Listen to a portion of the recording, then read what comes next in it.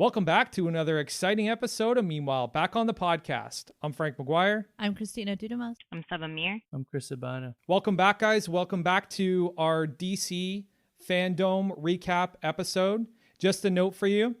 This is going to be a recap episode specifically focused on the films. All the film reveals, all the trailers, all the big news items that came out about who's playing who, the characters that are going to be in movies. It's just going to be about films for this episode. The next episode, which we're going to record tomorrow night, we're going to talk about the video games and all the big animation drops from Warner Brothers Animation. We're going to talk about the TV series, the information that came out from the Flash panel and the Titans panel. So, if you want to get everything, just make sure that you listen to the episode that comes after this. So for this one, it's all focused on films, but we'll make sure that we get you guys everything else in the subsequent episode. So let's get into it. Anyways, here's a preview of what's coming up on today's episode. Well, no, she phrases her wish that she wants to become powerful, and because Apex Predator. Yeah, Apex Predator, and so she wishes to be an Okay. Apex Predator, and then it literally turns her into a cheetah, which is not what she wanted. But she's not willing to reverse her wish, so she stays a cheetah. That makes no sense. That's what I've read. Well, But it sounds they actually cool. said that in the trailer. Like, she said that in No, the I trailer. know. She says Apex Predator, but like... Imagine she But, just turns into a great white shark and then just suffocates. know. It's just like, yeah, she's not Totally in the off water. base. She's Like, just like careful floundering. what you wish for, motherfucker. Yeah, that's basically what I get from it, that they're going to do a careful what you wish for kind of storyline. Ever since they fucked up that movie, Green Lantern's been treated like the redheaded stepchild of the DC cinematic universe, and it really pisses me off. Really Shouldn't it pisses piss me you off that redheads are treated that way too? Yeah, Frank. Justice for redheads. Don't tell my sister, guys. Shh. Found out that, okay, yes, my parents are dead. Yes, they were murdered, but here is why they were murdered, and it's really fucking horrible. And I don't even know if I can continue this fight anymore because I was fighting for them, but now I don't believe in them anymore. I think that the legacy of Dr. Thomas Wayne as this altruistic, philanthropist and good person, I think Matt Reeves is about to toss that shit on its head.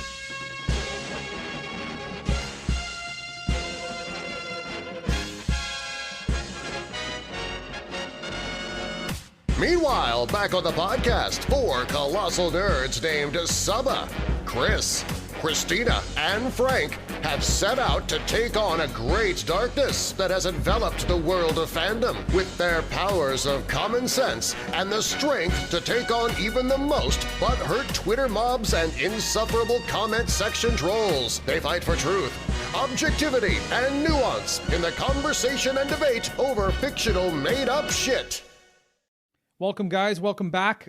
We are so excited to dive into everything from DC Fandome this weekend. Before I go any further, guys, Kristina, Saba, Chris, how good was fucking DC Fandome?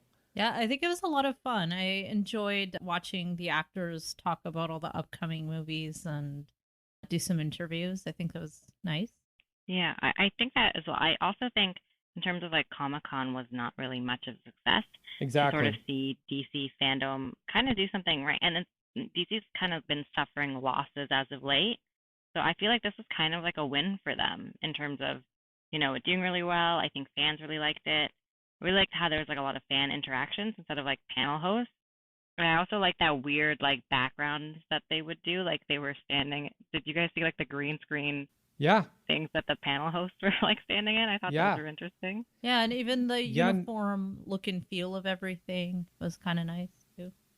It was so immersive. Like, even though it was virtual, it felt so immersive. You felt like you were a part of something, It really had an otherworldly kind of feel, which I think is very, on brand for DC, this otherworldly kind of feel. And then, Jim Lee, there's a part of DC Fandom where Jim Lee actually walked you through like the process he went in designing that virtual space and how it worked, and, how they basically, pulled the rabbit out of the hat and told everybody kind of what, how they did it, which was they were sending green screens like all over the place to these hosts all over the world.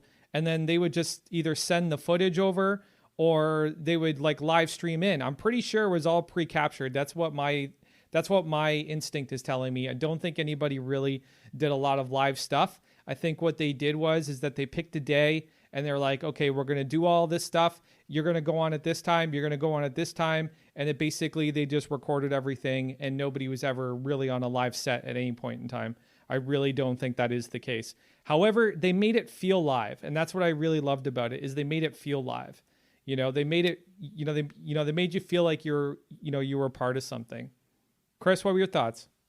I love the amount of reveals, like the amount of dump, like video or like info dump that they gave us is like, so crazy. I didn't think they were gonna reveal that much, but like the future's looking really good. Like for the DC, both film and games. Like the games caught me off guard. I didn't know there were gonna be that many awesome games, and I'm really looking forward to all of them really. But yeah, like even just like their future for the connectivity between their properties is very promising, and I was surprised about. I mean, like you kind of go to these things for the reveals, but like I don't know, it was just like a good amount in this one.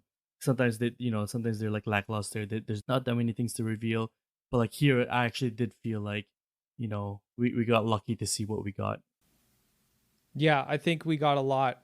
I think we got a lot for what we asked for, or actually, I don't even think fans weren't even expecting this much. I think the one thing that fans were most expecting was something from Zack Snyder, and that was basically going to be it. But once they released this schedule, you could kind of put two and two together and be like, oh shit, we're going to get this and this. That's crazy. Even though that this is our coverage of the film panel, I felt it was kind of necessary for us to explore what we learned in the Multiverse 101 panel with Jim Lee, Walter Hamada, and Greg Berlanti. I can't remember the name of the host. She was very charming, very attractive. Smith. Stephanie, there we go. Stephanie Smith. Tiffany Smith. I'm sorry. Tiffany Smith. Very attractive, very charming. But we learned a lot in this panel. And I think that this panel is really the thing that kind of ties everything together in a way that is really extraordinary. My first take on what was being said by Jim and Walter is that they're more or less introducing a storytelling device that is going to allow them to do whatever they want. Like, there's not going to be any more beholding to canon. There's not going to be any more beholding to the fans' idea of canon. I almost feel like this is like, if fan and industry critics are Superman, this multiverse device is intellectual kryptonite. That's what I kind of feel. I think they just gave themselves the best justification for every controversial storytelling character decision moving forward that they will ever make.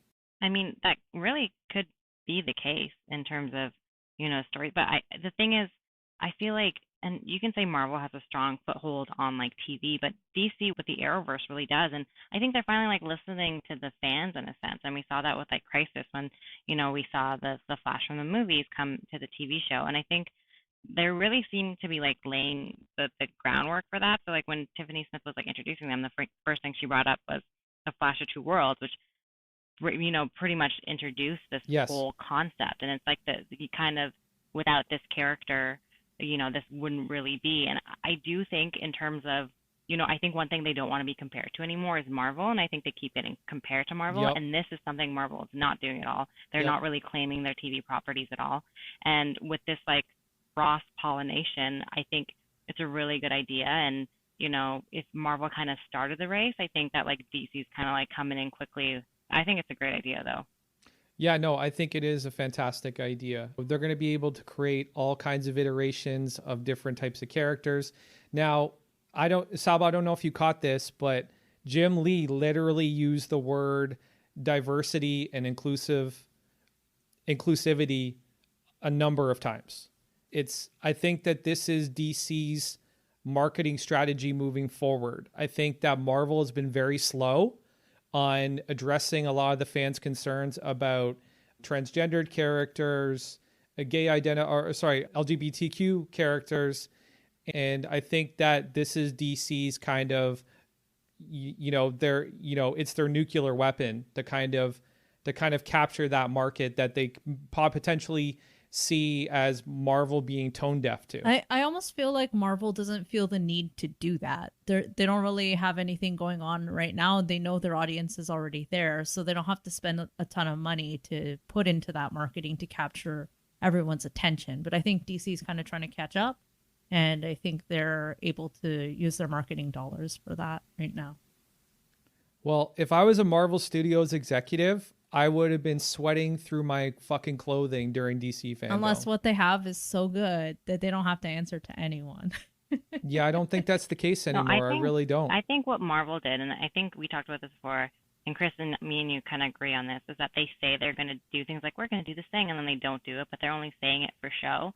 Like, just do the thing. Like, do it, and then you don't even have to talk about it. Like, just do the actual thing, that you say you're going to do. With DC, and when you look about their comics, I mean, they do have a lot of, diverse people in their comics. I mean, even Marvel does. If you look at, like, X-Men and all the characters there, so we'll see what's going to happen with that. But the one thing with this panel I really liked was they kind of had this trailer thing, and they showed, like, all the Earths. There was, like, Earth 9, Earth 2, 12, 19, and the CW verse is, like, now, like, Earth Prime. Yep. I thought was, like, that's pretty awesome. I really do think, yeah, they're just laying that groundwork, so it's not going to be weird when they kind of start.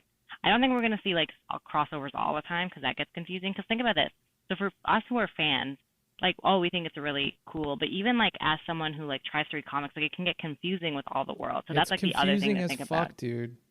So it's, like, how, you know what I mean? Yeah. So there's, like, the other side of it. That's actually what I've been saying. Like, this multiverse thing is, I've been advocating for this for a while, and, like, and you guys always raise concerns to me when I say it, and they're completely valid concerns, which is I always keep saying, like they should just stop making this canonical universe and make this multiverse that the animated universe would always do.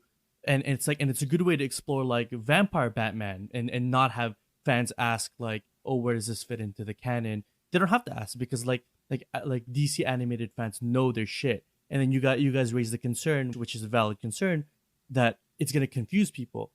But, like, now we can get to see that, you guys said, like, this is DC catching up to Marvel. I disagree. This is DC stopping the race and doing their own thing. This is them breaking out of Marvel's shadow, because now it's not them chasing Marvel anymore. It's them saying, listen, we're gonna do something you can't do. Like, not only did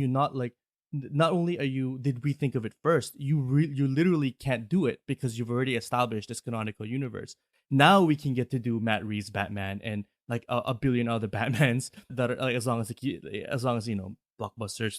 blockbuster cash keeps flowing in, like, they can explore all of these different avenues, which is, like, what I've always wanted for them. Because it's like, yeah, like, you tried the canonical universe, it like fell apart on you, so just explore shit. Because I definitely want them to have the freedom to explore, like, really niche things like Booster Gold and Vampire Batman, like Gods and Monsters and all that. The Authority. And I think it can be confusing. I agree with you, Saba. But, like, if you establish to your audience that like these things aren't going to be connected, and if there is a connection to be found, you're gonna have to do a little bit more legwork and go online and find, like, which universes, which could also be fun. If we set up that foundation, I think it could be more beneficial than it is harmful, because then you have license to do whatever you want. Like, you have complete freedom. But yeah, I agree with you that it is like DC, like, it's a better way to phrase it, like, doing their own thing and maybe not even caring. Because, like, when you think about it, yeah, like, Marvel, not that they, like, dug themselves into a hole. I'm really bad at sayings or something, but, like, they have everything kind of planned out.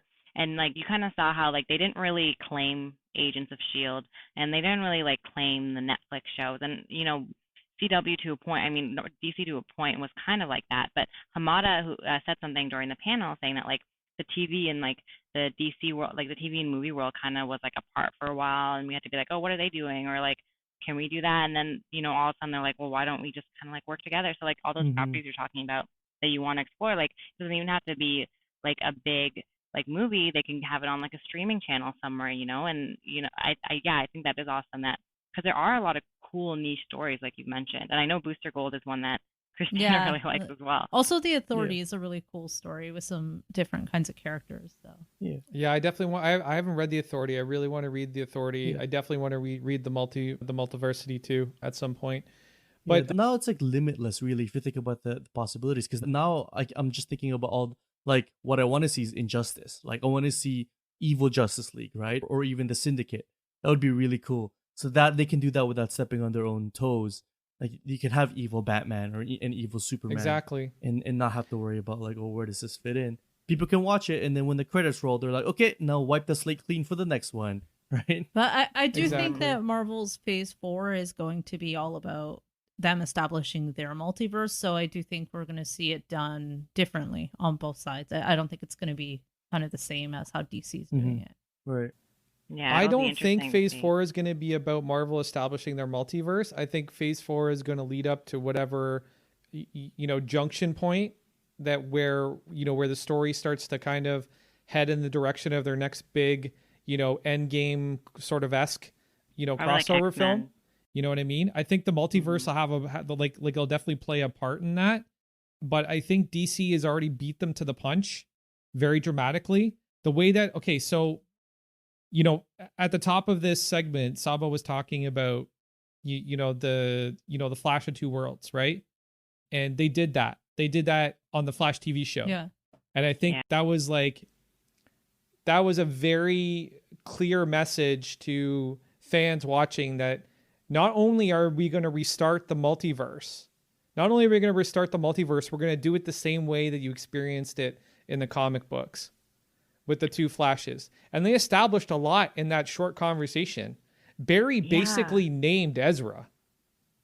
Like, the movie The Flash exists because of the conversation that happened between Barry Allen of the Flash TV show and Barry Allen of the Justice League movie.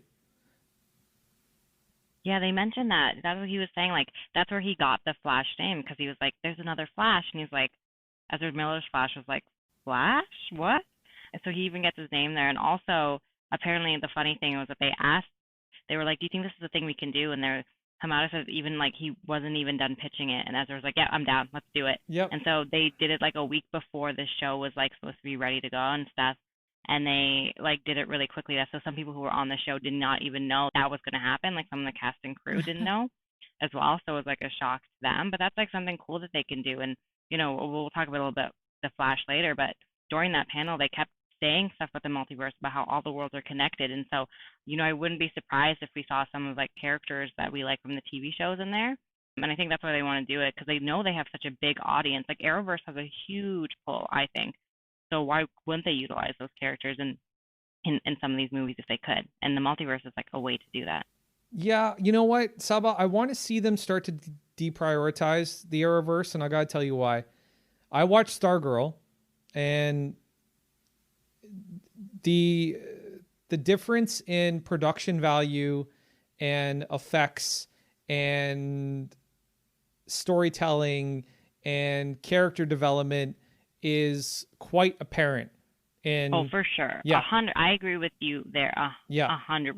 Like when you look at the Flash TV show, which I loved, like I watched, like I haven't finished the whole thing, but it is very obviously a made for TV. But I think even like things, what I'm talking about is just terms of like little cameos or things like that. Like I don't mean like full-fledged kind of character story arcs in them, but even like little call-outs like that are fun for the fans if there is like some sort of like multiverse aspect.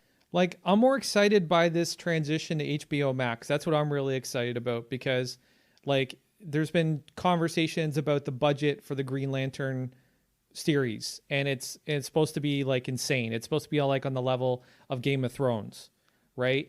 Which I think is why they felt comfortable using footage from the Green Lantern movie. I think they felt so comfortable about using the footage from the Green Lantern film, the one that Ryan Reynolds did, because the production value in this HBO series is going to be comparable to what we got to see in the Green Lantern film, which is a film budget, which is astronomically higher than a television series, right? So my level of expectation for what they're going to do in HBO Max is very high. And, as much as I like the Arrowverse, I think it's run its course. I know, Saba, you probably won't agree with me, but the fact that they've started to prioritize telling stories about Iris and her newspaper, I just think it's done. It's like, let's do something like, to me, that's not a, like, you know, I like Iris as a character in the early stage. And I liked her when, you know, when her connection to Team Flash was more just kind of through Barry, you know, and I would have been down to see her have her own stories and stuff. But the fact that I'm watching entire episodes where they're working on the newspaper and investigating stuff, I don't want to, like, I watch The Flash to watch The Flash or to see I will Vibe. say this. I stopped watching The Flash when the stretchy guy joined. Right. I know I should probably watch it after that, but to me, I just couldn't get behind. But anyway, we'll definitely have shows about that as well. But like I stopped watching then. By the way, what you said about characters with stretchy powers, you're like Miss Marvel's biggest fan. She has stretchy powers. I know. I do like Miss Marvel, but she kind of she doesn't use them quite in that way. So it's okay. It's not my favorite, but I do like Miss Marvel. But I honestly, it's like my least favorite power. Do you also hate cats then, Saba? Because they can like squish themselves into small spaces and like under things. No, I don't mind people who squish. I don't mind the squishing themselves into small places. I just can't. It's gross. Let's move on. Well, speaking of the Flash, that's the next thing I wanted to talk about, because what we learned in the Flash panel was basically that the Flash film is going to be the entrance into the multiverse. Yeah, this sounds really cool. Which we also called on the podcast, I think. Like we were talking about like the next projects for Flash, and we're like, it's going to be ambitious, but we want Flashpoint Paradox. And then that's what we wanted, right? Yeah, we all wanted Flashpoint. We all wanted Flashpoint for sure. I think that's something that we all kind of took away from the announcement of this Flash movie. Now, before we get into the movie, how the fuck did Ezra Miller survive the whole, like, what he did? Like, how is he still in the mix? Does anybody have any theories on that? Because I actually have one. I don't really have any theories on it. I'm used to people doing shit and still having jobs at some point. I don't know. But like he literally the story is he literally physically attacked a woman outside of a bar. Yeah, I don't know. I never saw. I mean, I kind of saw it here or there about it, but I don't know like all the details around it really. So my theory is that Ezra is so off the wall, and you know, with his connection to the LGBTQ community from his he likes to cross dress and cool, whatever, do your thing, bro. But I think that's what his saving grace was, is the fact that he is so connected to those communities, and he does do so much for them. And yeah, because I can't really make heads or tails of why this guy didn't get called out for cancel. Well, he did get called out for cancellation, but it's almost like DC like turned a deaf ear towards it. Yep. Like, I don't think it's the fact that he's the Flash. Like, I don't think that, like, I don't know. Maybe it is. Maybe because the Flash movie is this movie that's going to, issue in this multiverse. Maybe that's the reason why. I don't know. So I think Ezra Miller was great as the Flash. He was my favorite part of the Justice League movie, and I think a lot of people echoed that. So I think that's why that's there. But yeah.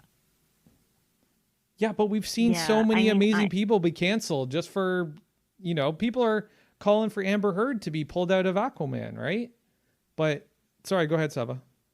Oh, I was going to say, I have been a fan of Ezra Miller for a bit. He was in this movie I liked when I was a kid called Perks of Being a Wallflower, which was always a good one. And then I heard about that incident. Yeah, I don't really know, kind of what went inside the whole talking about it. Maybe it's already set in stone. They already have him in the Justice League movie on the talks, contracts. I don't really know. Yeah. It could be that for sure. He does maybe have a pull in towards that. The one thing I do like about Ezra, removed from that situation, which I probably should look into more, is that he is very passionate about the Flash character. And that's the one thing I noticed across the panels that I liked, is that sometimes the actors can, not all actors, but they can kind of be holier than thou when they're playing these roles, or they kind of make not a joke of it.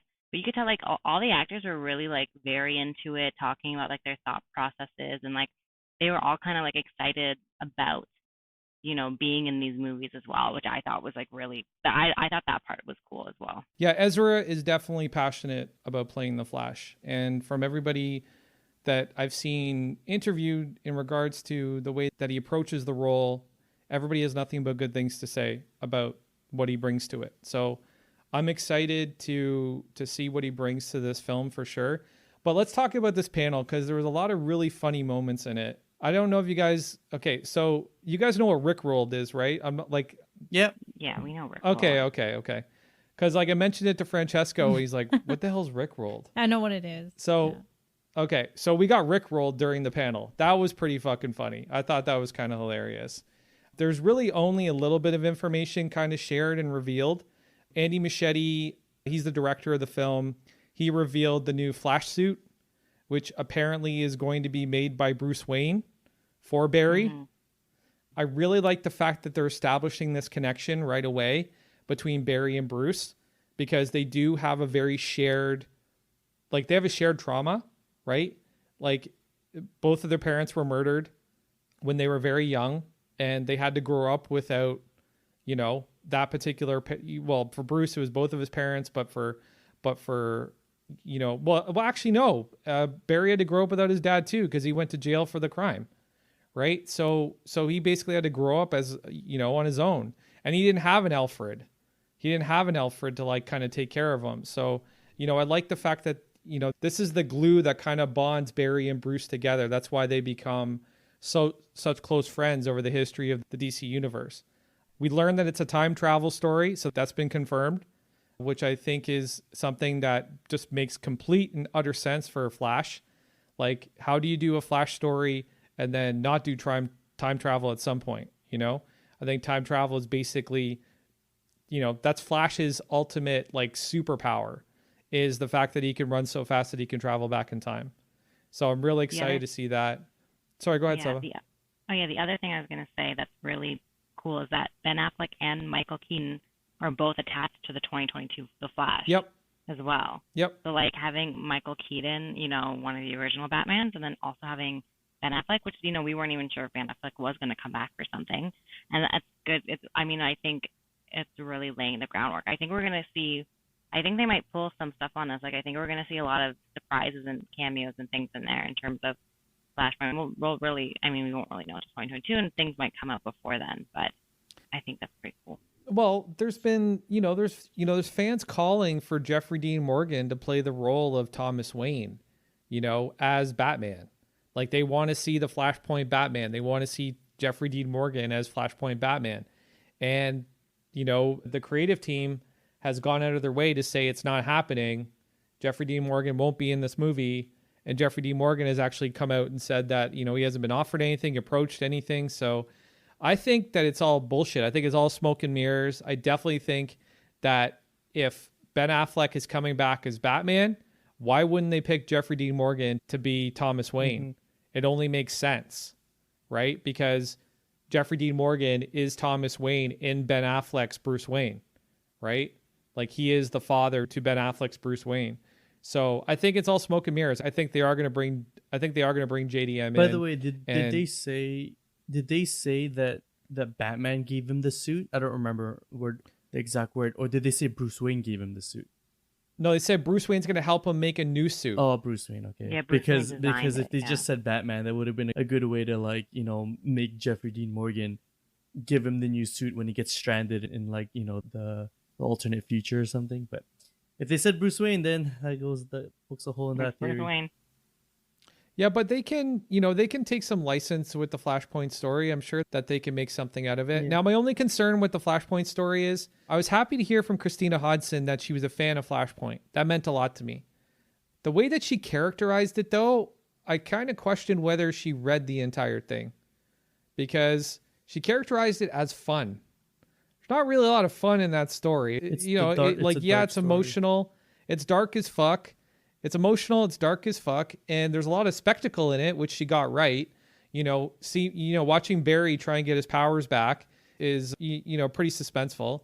But I wouldn't describe it as a fun story. Yeah, so I don't know whether she really people read it throw or not. words like that around though. Yeah, she was. I watched that part, and she was like saying she's like it's this like it was like a list of words, and she did add fun into it. Yeah. She was like, oh, but I think she's obviously read it if she wrote the script about it.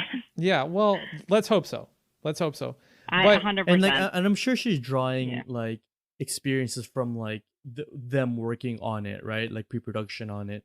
She's probably saying like, yeah, the story is whatever, but what we've got is also like she's drawing influences from her time working with her own project as well.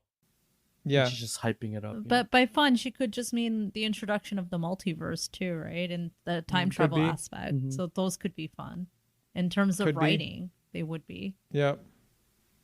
Could be. But, she was the scribe on the Birds of Prey script. And you guys know how I feel about that movie. It was fun. So, hey, there you go. Got him. There you go. And so is There you Ezra go. Miller's Flash. So I could see her being That a is good true. writer for a Flash movie with that Flash. I guess, but I'm still concerned. I'm very concerned about her writing this script, but we'll see. Benefit of the doubt, sure. But I did not like the Birds of Prey script at all. There was very little in that story. The way that story was structured, that really appealed to me. So I don't know. We'll have to see. But anyways, they also threw some shade at Game of Thrones. I don't know what that was about. Eddie Bichetti was like, I'd take Barry. If I had Barry during Game of Thrones, he could just run across Westeros and everything would be over and a lot faster. I was like, okay, well, nothing beats the shade of Game of Thrones that Seth Rogen did at his panel when he was supposed to be talking about something. Oh, completely Preacher, different. yeah, and then Preacher. he shaded Game of What did he Thrones say? after the finale. Well, because basically, D&D didn't even show up to the panel after, right, for Comic-Con, so he shaded them for that. He's like, now they're not even going to show up. You gotta watch it. It was very funny. He hardcore. It wasn't even shading because it was so direct. Hilarious. Hilarious. But before we move on from The Flash, so Kiersey Clemons is in Zack Snyder's Justice League trailer. So do we see her take on the role of Iris West in this Flash movie? What do you think? I think so. I mean, think we she's can. I don't know if we will. If I feel like there's a lot of different priorities for the Flash. There's so many things I want for the Flash movie, and that doesn't even make top 10.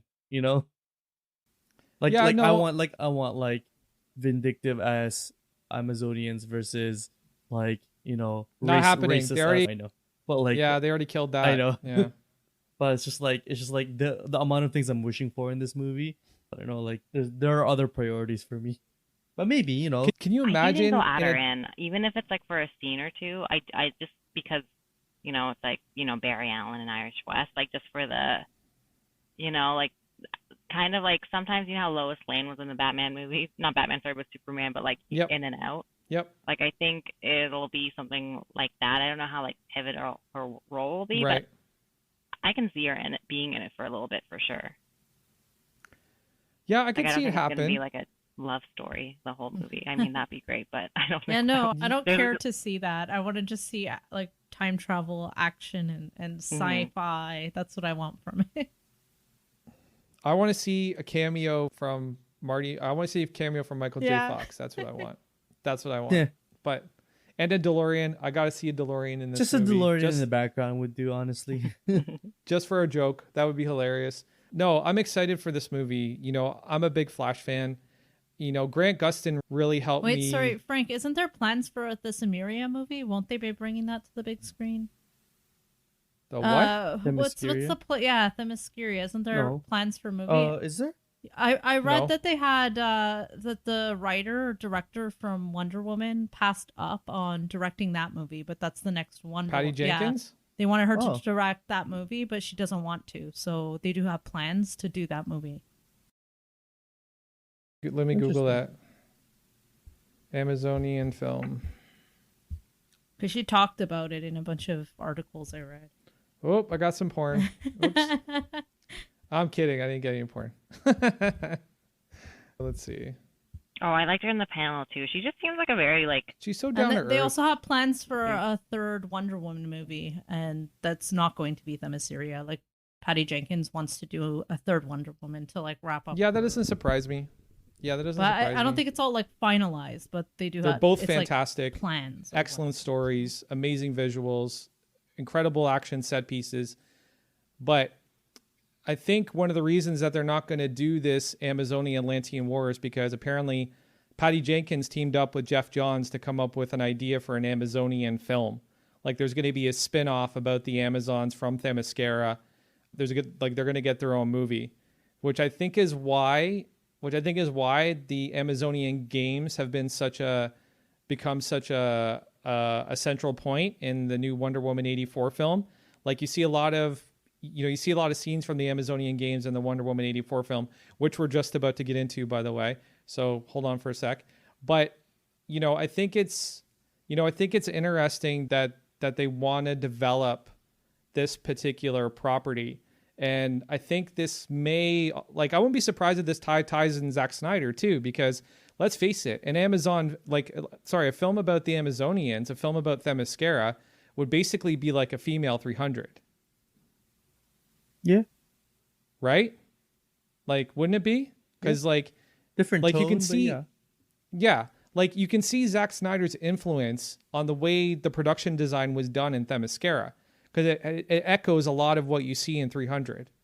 Like, there's to a be lot fair, of they were both taken from Greek mythology, so it's not like Zack Snyder didn't invent Greek mythology. No, I know. What you mean. Come on, dude. I know he didn't invent it. Yeah, I think it would have a different vibe, but I would definitely be interested to see that. I know Patty Jenkins said she doesn't want to direct that movie when it comes out, just because she wants to focus on her plans for what she wants to do with the Wonder Woman movies. But yeah, seriously, it actually says in this article that I'm reading, gives us a female-focused swords and sandal epic in the vein of 300. Swords and sandal. Can I steal that? I love that. That's a and thing. Sandal. That's a thing. That's like funny. anything involving Romans, Greeks, or gladiators.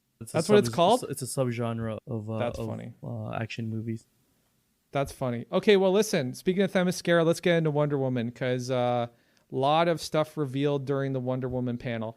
yeah, Not in the panel per se, because I got to be honest with you guys, and I don't know how you felt about this, Saba, but that panel was dry as fuck. Like, it was not fun. It was cute. Sorry? I kind of thought it was cute. I had fun with it. I thought that they were more. You could tell how tight the cast was in this one. Like, Sure. the cast was, because they were talking a lot back and forth. And Patty Jenkins mentioned that she's like, sometimes I had to be working, and then I would see them all just goofing off and having fun, and I was like, oh, I'm sitting here having to finish this. So I think that's why it's maybe a bit more of a different vibe than the other I like one. the joke about who would win in tennis between Wonder Woman and Cheetah. Oh, Venus Williams and Cheetah and Wonder Woman. Yeah. Oh, Yeah. I like their that was reaction when funny. Venus Williams showed up to ask a question, because it was random but very cool. Why Venus Williams was there, though. And honestly, I wasn't a big fan of all the product positioning and all the ads that were put into DC Fandome. I think that was the one thing I hated the most about it. Like that dude from State Farm, I wanted to punch the screen every time.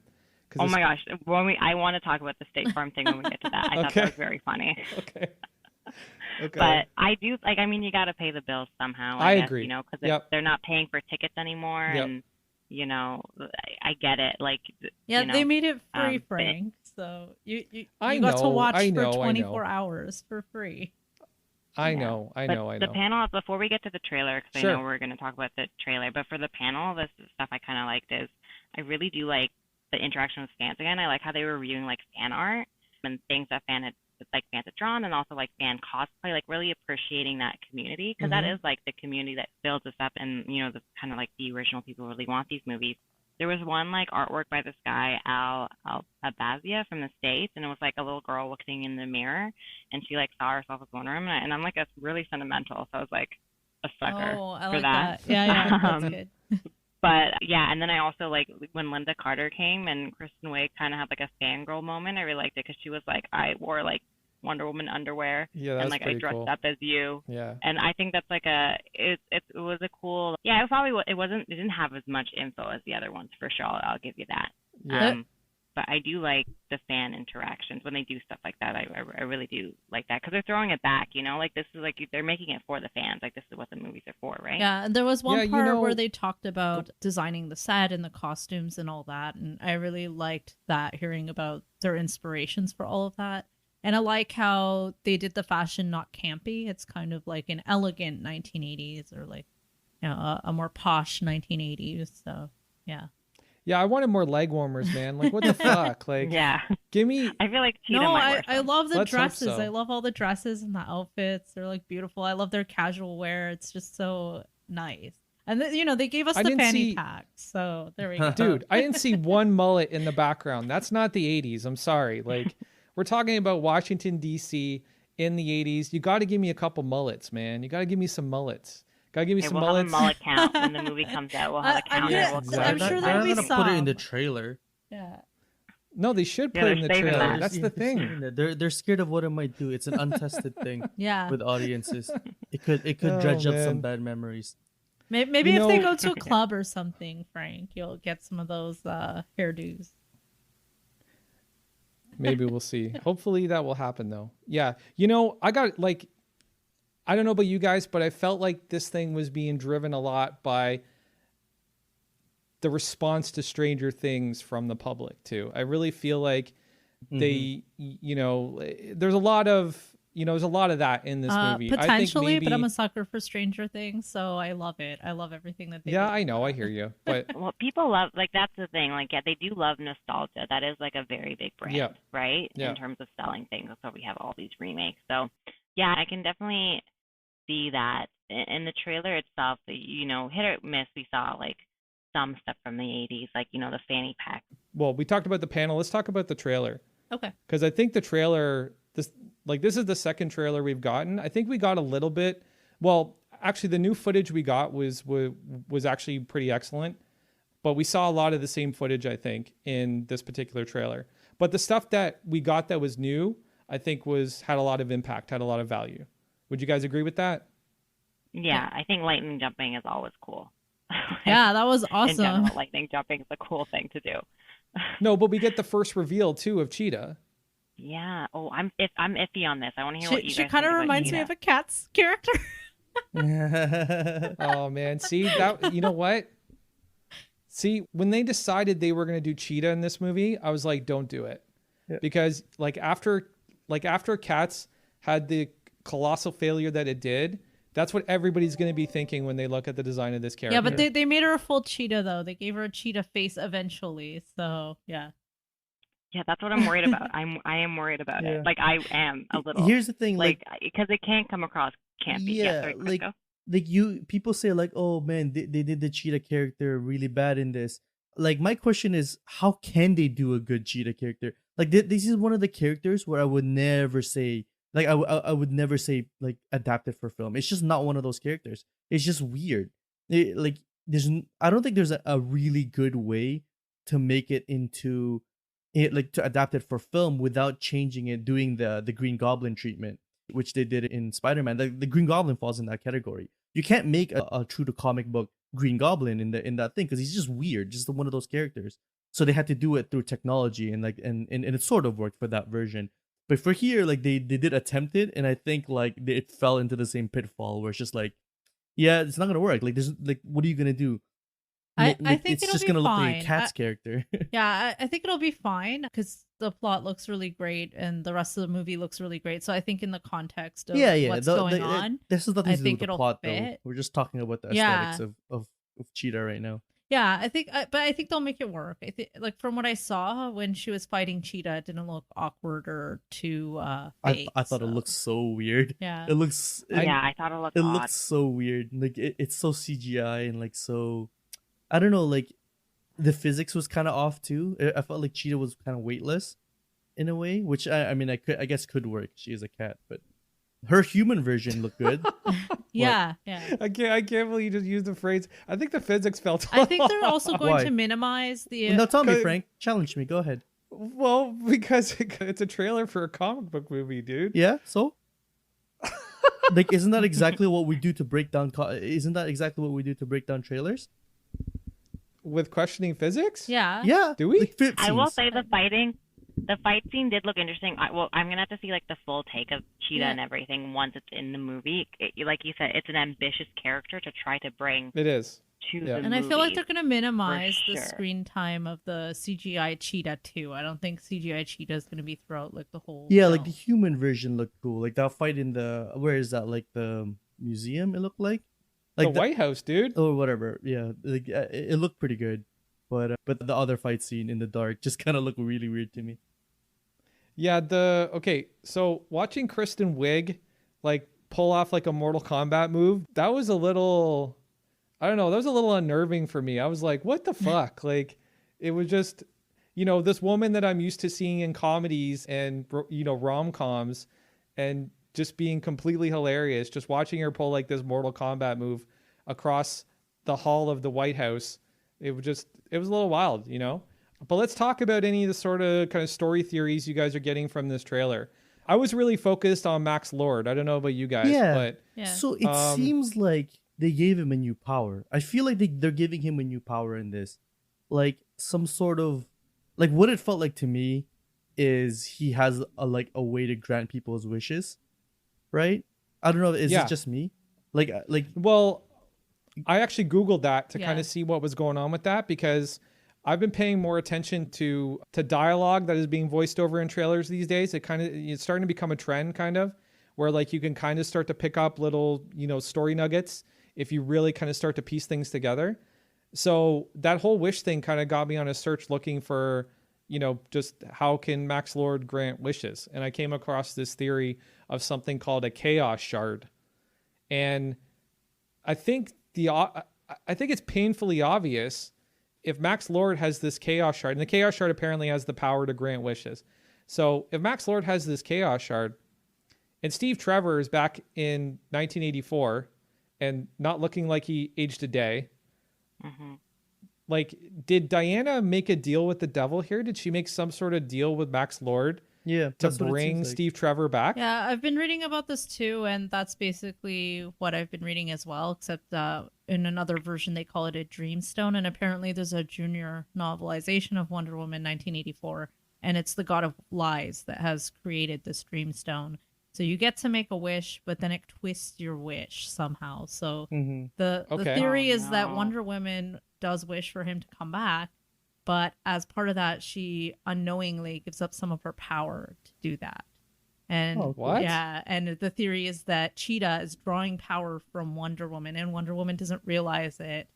And eventually she's going to have to take back her wish to bring back the love of her life to get her power back. That's not how that happens. That's See, heartbreaking. Yeah. So what I kind of if that is what is happening, I'm so excited because that's going to be like so No, good. I don't know, because that's not Barbara's story. That's not how she becomes Cheetah. Well, I like the other. Yeah, I don't know if that's what it is, but so apparently Cheetah wishes also on the Dreamstone, and she wishes to become a cheetah. Well, no, she phrases her wish that she wants to become powerful, and because apex predator. Yeah, apex predator, and so she wishes to be an Okay. apex predator, and then it literally turns her into a cheetah, which is not what she wanted.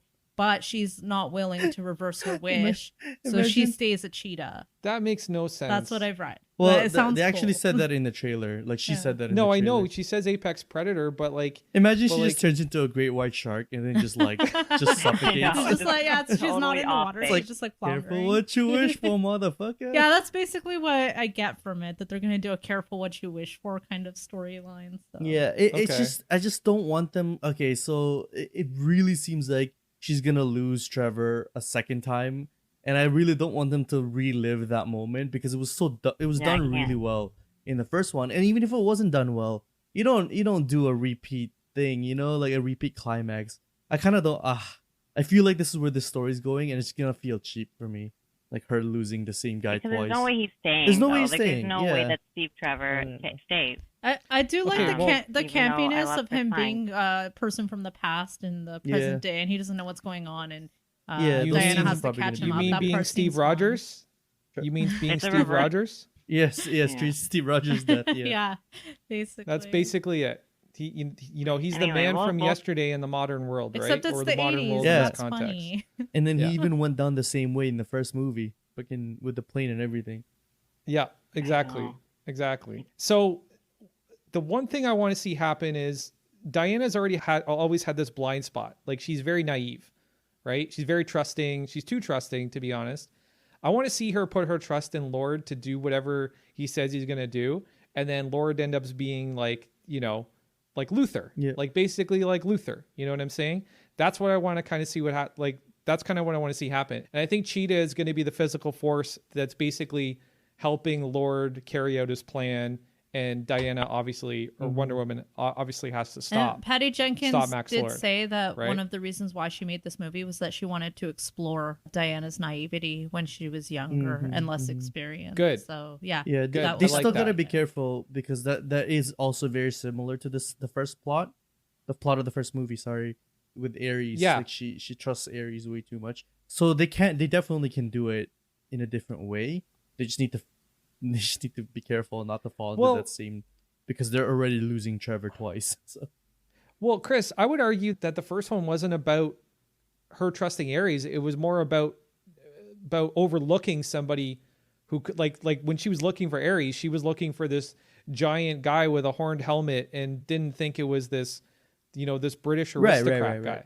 Right. So I think that's more of what. Right. Like, but because we don't know what the new script is going to be like, it could very well be very similar, right? Even if it's not technically the same script, right? Like it people can still point to that as criticism because they're already reliving the whole like Trevor coming back and probably dying again thing. Yeah. Like that's what people are going to start criticizing this movie for, is that like, okay, you're just redoing the first movie. You know what I mean? Yeah. I'm just saying that look, there's more than one similarity. And they just have to be careful. Did anybody else get any Cold War vibes? Maybe a bit. I didn't get as much from this just trailer. from that one character, It's Steve 80s. Trevor, but nobody else. Yeah. I got tons of Cold War vibes because, like, Sebastian Stan's plan in X-Men First Class. He wants to cause a nuclear war between Russia and the U.S. I think it's going to be one of these things where, like, she's fighting a ticking clock with Cheetah being, like, that physical force preventing her from saving the world. And that's more or less going to be... And obviously Sebastian Maxwell Stan. Lord is going to be... Sorry? Did you say Sebastian Stan? Oh, Sebastian... Sorry, Stan? Yeah, I said Sebastian Stan. Sebastian Shaw. Whoops. Yeah, sure. Oh, you got Sebastian Stan on the mind? I understand. Whoops. Hey. We forgive you. Hey. We of the Winter Soldier Club forgive you. No, well, I appreciate that. But Frank, I think you might be right, because they do have to tie it into a bigger world thing, right? It can't just be this small. Like, it has to be. And it's the 80s, the world right? Or nothing. It's the 80s. It's set in the United States. Clearly, Steve Trevor is a soldier. Still, like, he's still dutiful as a soldier, which is why I think they're going to Washington in the first place. Yeah, and they are flying that fighter plane at one point in the movie too, so in the trailer. I'm going to make the call right now. He's flying to Cuba. Okay. That's my call right now. You think? I don't think they're going to do the mission, the missile crisis again. Okay, we'll see. Maybe. Yeah, You're I right. really think there's going to be something with Cuba. I really do. I don't know why. I just kind of feel that way. And then I think Lord has got this role with his his power of persuasion, his telepathy, where he's going to be like this 80s kind of televangelist kind of style type person with like this Jim Jones kind of vibe, like I really. Sorry? Patty mentioned. I said he has the look. Oh, yeah. Patty also mentioned in an interview with People that her inspiration for Max Lord was Trump and Bernie Madoff. So Bernie Madoff was a fraudster in the 80s. Nice. Oh, okay. So maybe they're doing savings and loan then. Maybe that's the whole thing. Who knows? But then there's that giant satellite dish and they're fighting outside some sort of military facility. Like the Cheetah fight and the Wonder Woman fight goes down in the outside some military facility. I gotta be honest, I don't like the new armor. If that's going to be her look for every movie moving forward, it just looks weird. Are you talking about the gold armor? Yeah. No. I prefer. I don't think that's her. I think that was just like for one scene. Like ceremonial we or talked something? about it. Like it seemed very like ornamental, very like ceremonial, right? Yeah. So okay. I mean, at least I don't think it is. It would be kind of weird because it defeats iconography of Wonder Woman, which is like very very well known. So I don't know if they would do that, especially not permanently. What do you guys think about this juxtaposition between Barbara's character and Diana's character? Like Barbara's this like quiet, bookish, mousy quirky, funny best friend type. And then Diana's like the object of everyone's affection, the cool girl, the picture of beauty and femininity. Like, I almost feel like Barbara's entire drive is going to be her motivation is going to be driven by this jealousy and envy. Yes. That's almost kind of what I feel. Yeah. She had a line in the trailer that would corroborate that. That's for sure. Yeah. Mm-hmm. But what do you guys think of the juxtaposition? Do you think it's interesting? Do you think it's fun? I think it's like, I will have to see how it plays out. It's not always like my kind of favorite. It's not like a favorite storyline of mine in terms of like it's funny because she is also like Cheetah. So like the cattiness of it, I guess. Sorry, yes. forgive me. Good pull, dude. Oh my God. But, good pull. But I do think, there are like people, I mean, jealousy is an emotion we all feel at times, and it can be a driving force to something in terms of, and when you don't have something, instead of sort of looking inwards and being like, what can I do to like better myself in other ways? Sometimes we look outwards and like put the blame on others. So I think in that case, if they kind of approach it kind of that way, I do think it could be interesting. Yeah, like I said, it's definitely not my favorite angle in terms of how stories go, but we'll see. I mean, I'm still going to watch the movie either way. Yeah, I think it's an angle that makes sense for the development of a villain, especially because it seems like everything is going so well for Wonder Woman. But if she did something, kind of untoward to get all those things that she wanted, then maybe that's kind of interesting too. So it's not real, like what the other girls end being. Yeah, I've got a lot of faith in Patty Jenkins that she's going to give us a good story. But this definitely is very like 80s, high schoolish, kind of cliquish, kind of cliche a little bit in a way. Yeah, but they're not children, so I don't think it's going to feel like it's not going to feel like Mean Girls or something. No, I know, but they could definitely have some fun with that, especially with Kristen Wiig being in one of the roles. I think that she could lend a lot of comedic chops to that. So, but we'll see. So moving on, we're going to talk about Zack Snyder's Justice League. Now, really, we've only got a little bit to talk about because we don't really have a lot of information just yet. The biggest reveal was it's a 4-hour film broken into 4 1-hour chapters. Oh, thank God for that. That are going to be shown on HBO Max. I want the you guys, I want the 4-hour film. I want the 4-hour sit down. I want that. I can't. Like, I mean, you could I do think that. It gives you the option. Yeah, it has binge both, I think. You can have both. But I honestly like the fact that what got me there is like there's that much footage because they're not taping new scenes. There is that much footage. No, they are shooting new stuff. They are shooting some new stuff, but majority of it is not like, you know what I mean? Like they're not shooting like 4 hours worth of film. Like a lot of it is stuff because he made, I forgot what the exact thing was, but he said something like only like maybe like 1/4 of what you saw was what like my vision was in terms of like the original. 1/4. Yeah, I think the runtime for his original So, movie was 3 hours and a bit anyway. So yeah. And then they cut it too, right? So like when Joss Whedon took over, they cut it. So I mean, I think that's really interesting. I did like his panel, like the questions, like again, like how they got people asking instead of having a panelist. And the one thing I really liked about the panel was, they got like, the actual actors, and Ray Fisher asked, which character are you really excited about fleshing out? And he said that Cyborg is the heart of the movie. That's the character he's really wanting to flesh out, and he has so much there with Cyborg. And he also mentioned stuff about Flash.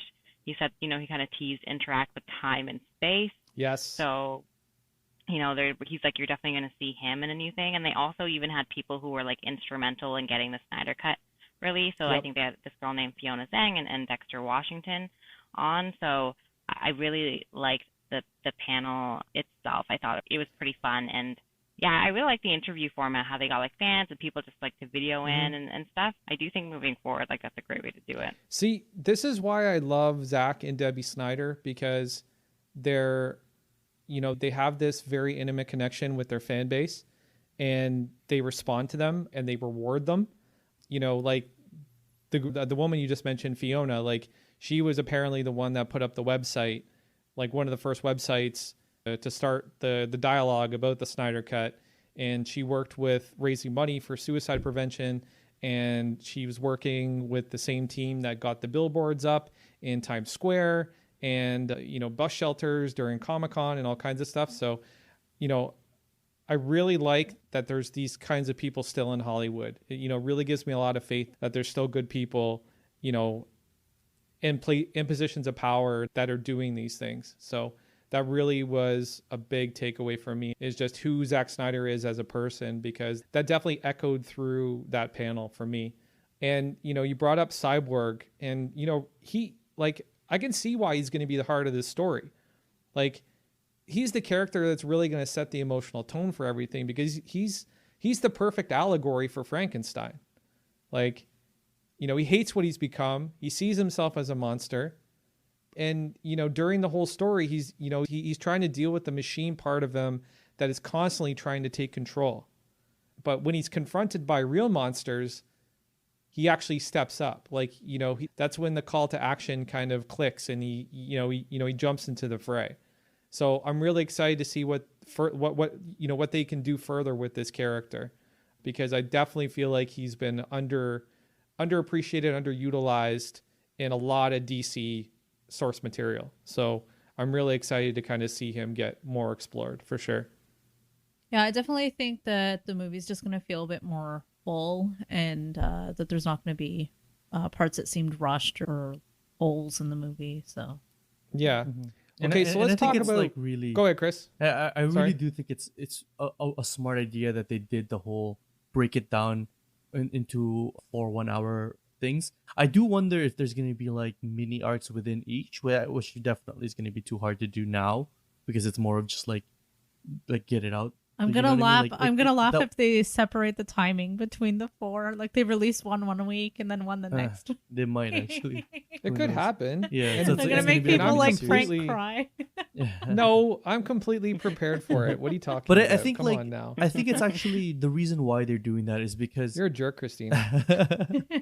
I think the reason why it's 4 hours long is because they're rightfully not doing any deleted scenes. I think all of the footage is going to be out, because then, like, I'm pretty sure they're going to, like, because if they still do deleted scenes, the fans are just going to, like, always wonder, like, oh, where's the Snyder cut?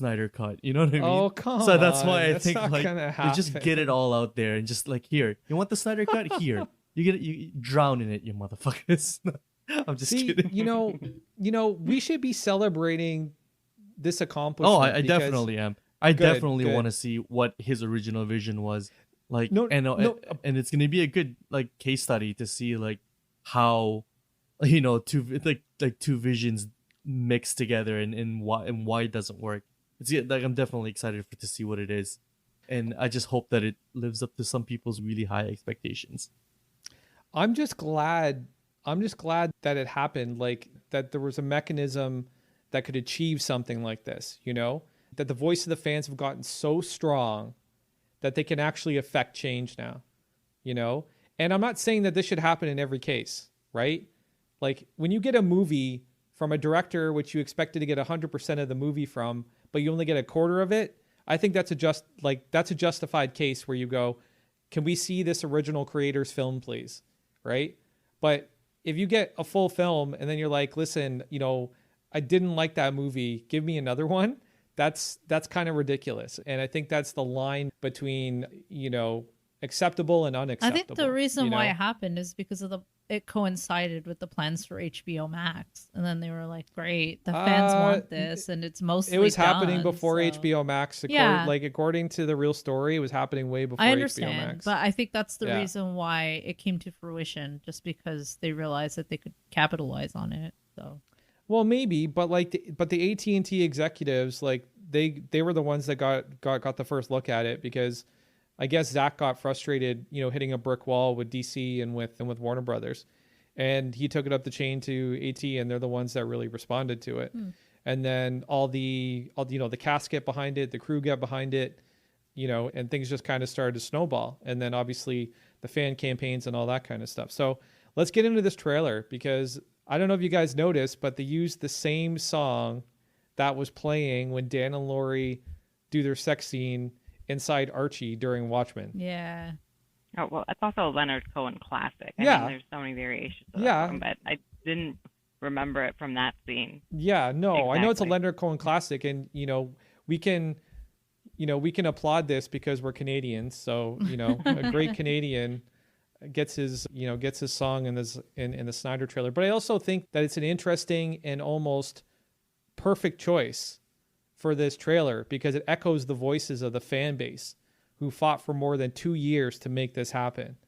You know, when we found out that this was going to happen in, you know, at the end of which watch party was it? Man of Steel. At the end of the Man of Steel watch party, like everybody was screaming, like almost, you know, they all had this same mentality. Hallelujah. This is going to happen. Like, this is something that's actually going to happen. Like, our voices were heard, you know, hallelujah. My voice has been heard kind of deal. So what was everybody's impressions from the trailer? It looks like a Zack Snyder movie. What is with you and the hate for Zack Snyder, dude? It's just that, it's just the color palette and that vibe. It doesn't What jive is wrong with me. his color palette? I don't like the dark. I don't like the dark color palette. But yeah. No, it does look like they put in things that are going to round everything out and make more sense. So I did like the shots of Cyborg. That was one of the things that kind of stood out to me. And I like Cyborg as a character. So, yeah. And they showed him at actual school, like his actual accident and everything. Yeah. In the trailer as well, which I think is good. Like, you could tell that there was more footage that was kind of cut into it. What did you guys think of, like, Steppenwolf, his, like, new amazing design? A little bit better. A little bit. Yeah, I didn't notice, just a little to bit. be honest. Well, like the Darkseid Way being better. there is, like, I think really awesome, but even he looked a little too CGI for me. He looked dope because I like Darkseid, but like they both kind of look very CGI and very like, I don't want to compare it to Thanos, but Thanos looked like a real dude when he grabbed you. But with Steppenwolf and Darkseid, it just feels like they're holograms. But I don't know if that has anything to do with like the fact that this was just, I don't know if it has to do with the fact that they're kind of like getting new footage fast or something. But I just don't like the character design on them here. It just looked too CGI for me. Well, the reason I like it is because it is so far away from Marvel, you know? For some reason, Marvel's got this thing about making their aliens, you know, more human than they need to be. You know, like I like, I like the design on Thanos. Sorry? It's not the like anthropomorphizing or anything like that. It just looked like when Thanos was in a scene with Tony, he was in a scene with Tony. It didn't look like it was a hologram.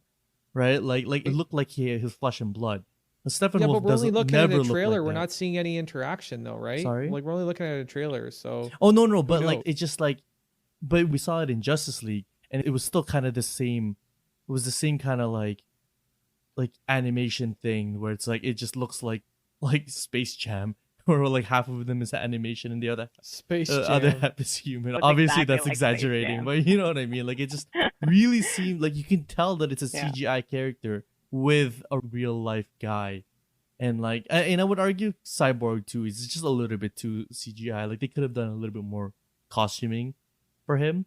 But I am really happy to see, like you could tell that it's very distinctly Zack Snyder, and that's what I'm really excited for, because if there's one thing he's good at, it's making us like a very uniquely, like, you know what I mean? Like 300 is very like Zack Snyder, and like nobody else can create that sort of tone, that sort of palette. Like his vision and his coloring and his themes, it's all uniquely him, and it can never be duplicated. And I'm glad that we're gonna see it for better or for worse. Yeah, and shout out to Gary Fong. You know, Gary Fong has shot every one of Zach's movies, and you know, I learned during the BVS the BVS watch party that Zach literally draws every scene in the movie before it gets shot. He's a stylistic master for sure. That makes sense. Yeah. So you know, I love that about like his visual language, his visual style. Yeah. But, you know, this version of Darkseid is actually not Darkseid yet. His name is Uxas or something. It's Uxas. That's his name before he becomes Darkseid. But yeah, no, you know, I think that this film has tremendous potential. I definitely like that there's no red. That red was really off-putting and gross, and I really hated it. There's a lot of new scenes. Me too. You know, we see the Flash dealing with some sort of time travel situation. There's that scene where he saves Iris West, you know, Cyborg jumping in front of that army Humvee. There's definitely a lot of new footage in here that we've never seen, which is super exciting. My hope is that all the things that we've been promised are going to be delivered on. Martian Manhunter, Green Lantern, like even a glimpse. Like other than the Green Lanterns in the flashback scene, like I want that, you know, I want what I've heard of what I'm supposed to get, which is, you know, the Green Lanterns like either wake up Batman or wake somebody up and, you know, they're there to help and more Green Lantern would be cool. That would make sense too. So. Well, ever since they fucked up that movie, Green Lantern's been treated like the redheaded stepchild of the DC cinematic universe. And it really pisses me off. Really Shouldn't it piss you off that redheads are treated that way too? Yeah, Frank. Justice for redheads. Don't tell my sister, guys. Shh. All right. So let's move on because we got still quite a bit to try and get through here. But this panel should be kind of short because it's the Suicide Squad panel. Oh, yeah. Not a lot really to go on. They gave us kind of a behind the scenes thing. Let's go through the cast because I think that's really the most interesting part about it. So you got Viola Davis as Amanda Waller. Joel Kinnaman is coming back as Rick Flag. Michael Rooker is going to be playing Savant. I saw some images of Michael Rooker as Savant. He basically looks like an 80s hair metal band guy. Yeah, I saw that. I saw that.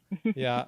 Flula Borg, who is apparently one of the funniest people in the world, according to James Gunn, is playing Javelin. I saw Flula in an episode of Curb Your Enthusiasm where I just, like, everything he said was funny to me, but it was more or less his accent. So I don't know. But his costume as Javelin looks hilarious. It looks like a Halloween costume. It literally looks like a Halloween costume. So Margot Robbie, obviously taking on the role of Harley Quinn. I think her new character design, her new action suit, her whatever. Yeah, it looks better to me. That's cool. I do like it. However, I do like the sexualized version of her too. So, you know, I am a guy and she is Margot Robbie. Yeah, I feel like she's maturing and, you know, with fighting. You don't want to go into battle with your underwear on and nothing else. So. That's true. It looks very Arkham series. Like the leather, the dark red, black leather. I thought that was really cool. Like that's my favorite version of Harley Quinn by far. It's the Arkham games. And I think like this is definitely a cue from that. It's closer to it. Yeah, for sure. Then we got David Dastmalchian playing Polka Dot Man. And I saw some footage in that trailer or in that teaser where he's actually throwing polka dots at people. I thought that was hilarious. This character looks I think they're great. explosive. I think they're explosive or something. They got to have some sort of, you know. It seems like something James Gunn would do. Like, of course, he would pick something really obscure and silly and like, put it on the big screen. I was going to wait for you to read out the cast, but like, this is what I really wanted to say about this since you brought it up, Kristina, is like, holy crap, the balls on this guy. Because he literally brought you remember when I was telling you like, oh, like you can't really bring a Green Goblin and Cheetah to screen. It doesn't work. This is the list of all the characters you can't put on screen, and only he can do that. Like, how big are your balls that you're gonna make Polka Dot Man a thing? Like I think he's got something up his sleeve, and I think James Gunn is the only one that can do this. Where like he brought all of these like guys that we all hate, and like he's gonna make us like want them dead and then not want them dead and then kill them anyway. Keep reading the list of names. It's gonna be a good ride. Frank, keep going. There's more. Yeah, Daniela Melchior is playing Ratcatcher 2. I don't even know about Ratcatcher 1, so I'm interested to see this take on this character.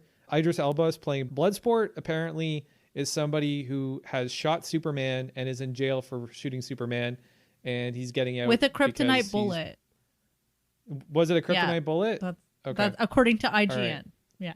Okay, there's way too many kryptonite bullets in the DC world, dude. Seriously. I mean, there's so much kryptonite. This was always my issue with Superman growing up. I was like, everyone in the world has kryptonite. You can go to like your local farmer's market and just like pick some up. Stupid.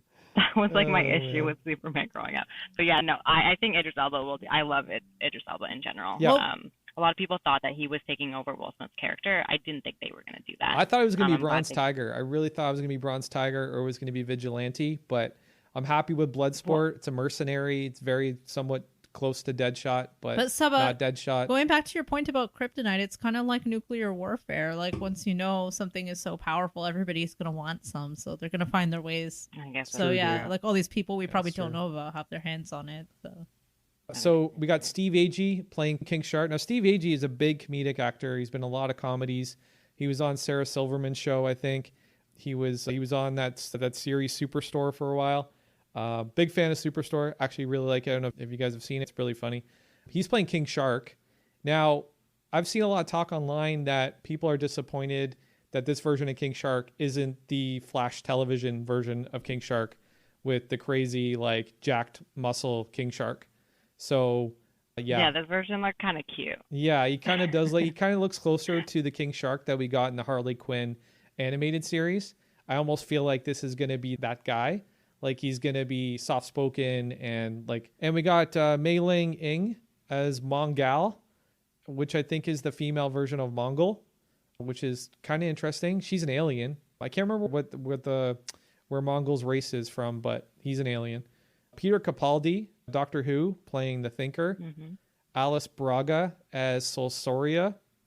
I think she's like someone on that island that's like some sort of insurgent that's fighting against whatever army that clearly they're in battle with. That's what I'm kind of taking from it. Pete Davidson as Blackguard. Yeah, that was surprising. Nathan Fillion as a ridiculous looking TTK. Yeah. He looks like such a goof. Did you see that icon for his character? Yeah. Where it looks like the arms are broken off or cut in half. Literally just two ripped off arms. Yeah. So people, IGN is saying that they think that TDK stands for the detachable kid and that this character is based on Arm Fall Off Man. Who literally like takes off his arms. Like, oh my God. And beats people with them? Oh my God. Oh, love so that. If that's what this character is based on, I can't wait to see that.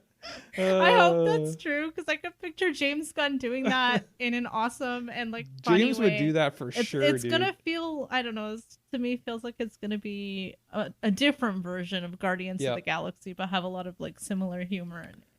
Well, they actually gave a cool description of the movie, so we'll get into that after we do the cast. Sean Gunn is playing Weasel, which is basically like Rocket but skinnier, and I don't think he has a weapons cache, but you see a little scene of him behind bars. He just looks like a ferret kind of holding on to some bars. So, but he apparently he's anthropomorphized. He's half human. I don't know, but anyways, Jai Courtney's back as Captain Boomerang. I've never been able to get into Captain Boomerang at all, ever. I have now. I'm kind of disappointed he's going to be in this video game. Kind of disappointed. Honestly, like, now I am. Like, I used to hate him, although there was one cool episode in Justice League Unlimited, but I like Jai Courtney's new version of Captain Boomerang, and I love the new Captain Boomerang from the upcoming game that we're not going to talk about this episode. Yeah. But yeah, I don't know. It's weird. He's definitely one of those ones. Okay, and the best costume goes to John Cena as Peacemaker. Yeah, another one of those. I love that too. That was also ridiculous. That thing looks ridiculous. I love the description too. He's definitely gonna play it up. Like, he's gonna play up the weirdness of these characters. He literally said like a douchey version of Captain America. Right. I was dying. By the way, John Cena's like, I can do that. I can do that. Yeah, and James was like, Peacemaker's the guy that will achieve peace at any cost, no matter how many people he kills. Yeah, I love it. Wait, guys, who do you think is going to die first? Okay, so first off, I think there's going to be a bloodbath in the first 3 minutes. Yeah. And I don't see a lot of these guys making it out. I think the Thinker's dead. I think King Shark is going to die. By the way, King Shark I was thinking of was from Assault on Arkham. Batman Assault on Arkham, which was a great movie. But yeah, right, it was a good movie. I think the ridiculous characters might survive a little bit because you probably want to play with them. I can see John Cena making a big splash and then dying right away. Yeah. Oh yeah. I could see that too, Chris. Yeah, I think we're gonna have a bloodbath in like the first 3 minutes, and that'll be the intro. Because let's face it, what do we always get from James Gunn at the beginning of the movie? It's an action set piece. Always, it's always a fight with a song. Exactly. It's going to happen. It is going to happen. I don't know about the music. I don't know if it'll be the same kind of composition, like the way that he composes the images over the music. But, we'll see that. So the takeaways... Well, I will say... Sorry, go ahead, Saba. Oh, sorry. And this part of the panel, I think this is the part that Frank, you said you thoroughly enjoyed, joking, was when actually Jake from State Farm, an insurance company, actually asked him a question. But it was a funny question just in terms of, like, he's like, can you confirm the number of explosions and crashes that are in this movie? I'm seeing a lot. And it was a funny way to do it. But he did say, so Dan Sudek is the person who's doing sort of the special effects on this movie, who did pretty much most of the Marvel movies. And he had told James Gunn there's probably more effects in this movie than all those combined. I heard. Yeah, and, you know, we're going to get into the behind the scenes, but I do think that, like, it does seem like that. And the other thing is, I don't know if you guys saw that, they had, like, a whole thing where they had the cast of Suicide Squad, and they were picking teams, so Viola Davis, and I think, was it Jack Courtney picking the team on the other side? And, like, Pete Davidson was the last one to be picked, and he was like, I feel like this is like high school. Yeah. And as soon as she picked Savant, everyone said that was a mistake. So that was kind of like a fun little thing that they did there. But yeah, and they were bagging on Michael Rooker the entire time, man. They were just like, every joke, like, Rooker was the, but I think that's like their dynamic, you know? Like, Rooker and James go way back, so... As we know, he was Yondu, but, like, I'm really glad to see Michael Rooker back in comic book films because he's a fantastic fucking actor. Like, I'm really glad that he's going to be in this. So the takeaways from this behind the scenes video is it's being pitched as a gritty 1970s war movie with the humor and character development of James Gunn. And James has mentioned a number of times that he's taken some inspiration from The Dirty Dozen. So this makes a lot of sense.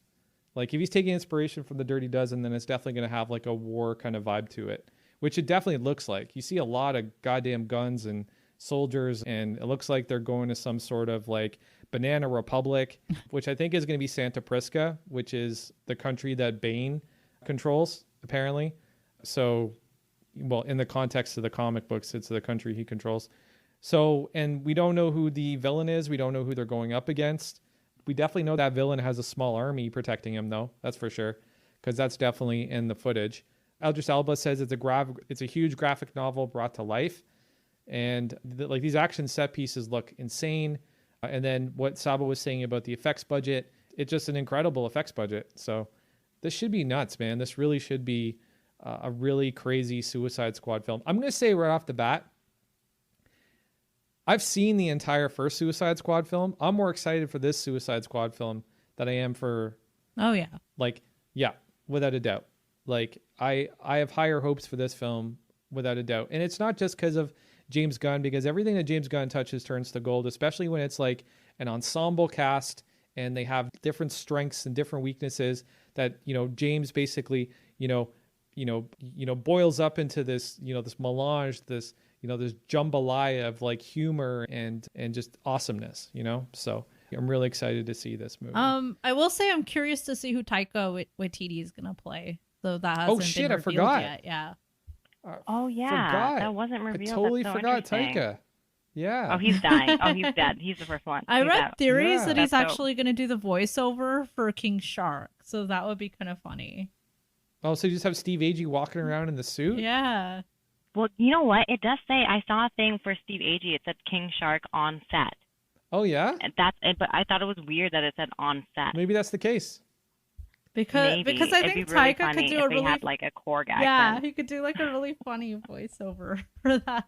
Well, it'd be funny because sharks in those, those are shark-infested waters, so it would be hilarious to have like a Kiwi accent on a fucking shark. That would be really funny, actually. So. Yeah. Before we move on, I'll just say that, like, it just looks like massive. It looks like on another scale to the first one. It does. So I'm definitely really excited to see what they come up with. It does. It looks nuts, dude. Okay, so moving on. Black Adam. First impression for me, Rock has some serious passion for this character. Yeah. And he was really into this thing. Like, I almost felt him like, just, I don't know, like his presence is just all over this. Like, you can kind of feel that this means a lot to him, So I'm really excited by that because I think that's always a good indication whether a project is going to be good or not. It's how emotionally invested everybody is in it. He had a guest appearance from Noah. What's his last name? Yeah, I think his name is Noah Centineo. I'm going to pronounce his name wrong, but I do know he has a lot of fangirls. Centineo. Noah Centineo. an insane amount of fangirls Okay. that guy has. So maybe I'll pull that audience in. I'll agree with you though. I feel like The Rock is like passionate about whatever he does. Like he's just a very passionate man, and he's been working on it for 10 years. So yeah, it takes that long for something to come to fruition. Yep. You're probably just like, yeah, it finally happened. Yeah. So he confirmed that Noah Centineo is playing the role of Atom Smasher, and he confirmed a couple other things about the JSA, which is very exciting. We're going to get to see an on-screen iteration of Dr. Fate. I'm stoked for this. Yeah. Introduction Dr. of magic Fate properly. Yes, By the man Dr. himself. Fate is a cool ass character, and I'm glad that they picked Dr. Fate because Dr. Fate's magic goes back as far as Adam does. So that's a really cool kind of juxtaposition. And then Hawkman, I think that's going to be amazing to see on screen, and I really hope that they're casting what the rumor is, which is Alexander Skarsgård, because I think Alexander Skarsgård would be like the ideal Connor Hall, the ideal Hawkman. I think that would be pretty awesome. I think they really should do Hawkgirl as well. Yeah. Because she like they both have ties to ancient Egypt, right? Yep. And that would be a really cool. I know this is more of like a Justice League Unlimited thing. I don't care. I want a Green Lantern Hawkgirl relationship. And they did starting say, from this. They did say that Hawkgirl was originally planned to be in the movie, but due to reasons that are complicated, they replaced her with Cyclone as a member of the JSA. Ooh, Due to she's reasons probably that going to are be in complicated. So something. Dwayne Johnson, The Rock, he posted that on Interesting. Twitter. Did they say if Interesting. my girl Stargirl is gonna be in it? No. I don't think Stargirl's going to be in it, dude, because she's on TV and she's like. So is the Flash. Come on. The 17. Hawkman is going to be in it. So Hawkman, Dr. Fate, Cyclone, and Atom Smasher. Yeah, an Atom Smasher. Damn it. Yeah. So a 4-man JSA. That's a very small JSA. I just want to put that out there because the JSA is typically always going into battle with like 5 to 10 members. So, Yeah, and but- I really did like Hawkgirl in the show for this. So yeah, hopefully in the future version they do it. Maybe they're gonna make a JSA movie. Who knows? Maybe. I think that they should do a JSA movie, to be honest. JSA is something I think is vastly underappreciated, but they definitely have the most campiest and the most hokiest villains. Like I'm watching Stargirl right now, and she's going up against Justice Society villains, like opponents. And they're the hokiest people I've ever seen in my life. There's one guy called the Gambler who has no superpowers other than he's really good at math, and he's a good strategist, and he has one of those guns that like shoots out from your wrist. That's it. But he's been kind of a cool character to watch. And they've got Sportsmaster and Tigress and Icicle. But like you literally have guys called the Wizard and the Gambler. Like, so I don't think the JSA gets the appreciation it deserves. But they do have some cool characters. Like Hawkman's always been cool. Dr. Fate's always been cool. But I'm excited to see Shade come in for season 2 because I've always liked Shade. So anyways, yeah, no, this Black Adam project looks super exciting. I don't know if you guys were kind of watching the way that Rock was kind of characterizing Black Adam, but he's really into like his morality, the way that Black Adam looks at the world, like, Yeah, he brought up him being like where his like roots of like slavery and everything else in terms of that. Yep. Yeah, you could tell he really thought out like where his character is coming from in terms of like his actions and stuff, because like probably to justify, what he does do. Yeah. And, he went into like how, Black Adam's way of dealing with things is very much eye for an eye, where like, there is no prison. There is no, I'm taking you to jail. There is no, like, it's just like, like if you come up against me and I think I'm right and I think you're wrong, I'm taking your life in the process. Right. Black Adam is very much a despot. He's very much like best classification I would say is a despot. So I'm interested to see how Rock kind of translates this character for his personality. I've never seen, well, actually that's not true. In the WWE, he played bad guys every once in a while, and he actually did a pretty good job. So, maybe he can hit this one out of the park. We'll see. But I definitely love his passion for the character. I love the character itself. I love the backstory, which he did that CGI thing that he did with Boss Logic, which looked really cool. Well, it was Boss Logic and Jim Lee, which looked really cool and kind of told the story of Kandak and all that. So really excited to see more of this as they move along.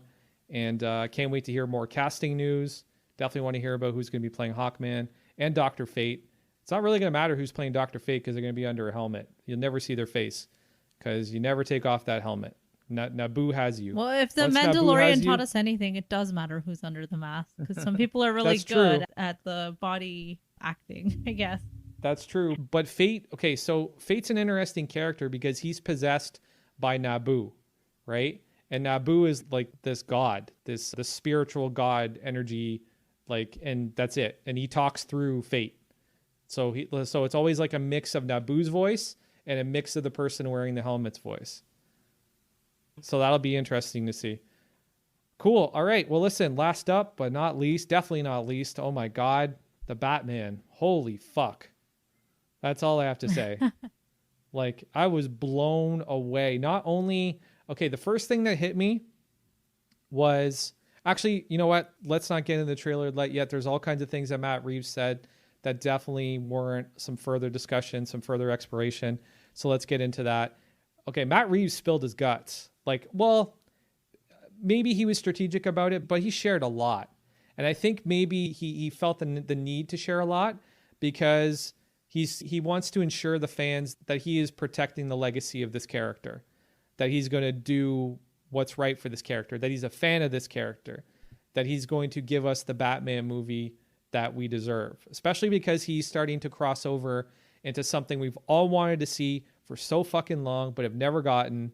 The mystery, the detective story that spans the movie, right? Which is exactly what we're going to get. So I'm really excited about this. Yeah, he did really seem very excited about the whole thing. I thought the interviews were really great, and his talking about the movie was very passionate in terms of, you know, like even the backdrop of Gotham, using that. It wanted to be like an American city you've never been to. So they used Liverpool as the architecture because they wanted that like Gothic feel.